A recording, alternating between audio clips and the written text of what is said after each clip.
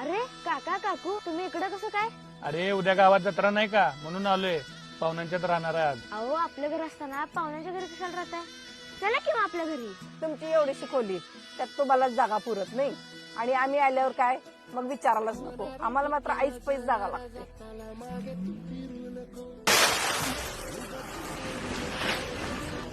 हे धरण का पाडलेस? काय नाही इजा नुसतं तुझं तोंड बघून सांगते मी तुला काय तर झालंय म्हणून. काय कोण बोललंय काय? तुला लय सवय आहे, सगळं मनात दाबून ठेवतोयस, काय सुद्धा सांगत नाहीस घरात. ते जाऊ दे. ते मुंबईचं काका नाही का, ती येताना भेटलं होतं. अगं बाय ती भेटली होती तुला तुला? अगं त्यांच्या घरातले सगळे संघ होते. 4 चाकीत घालतेत बाय. मग त्याशनी घरला घेऊन यायचा नाहीस वे चहा पाण्याला चला म्हणून? अगं आय त्याची गडबड होती ग म्हणून गेलो. तशी बी ती लय मोठी माणसं आहे ती, कशाला आपल्या घरला येतील? होय घरी बसलेले मोठं पाप आहे का ग?